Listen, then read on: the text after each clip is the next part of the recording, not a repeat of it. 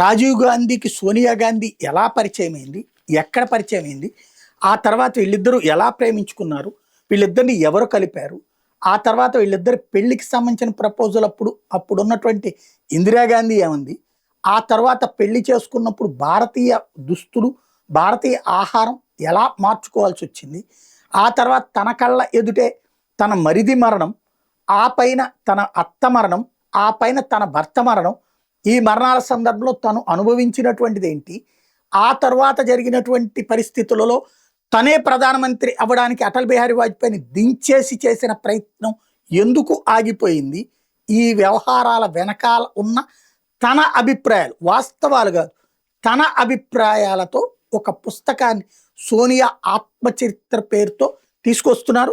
1,00,000 కాపీలు ముద్రించారు. రేపు మాపో రంగంలోకి రాబోతుంది.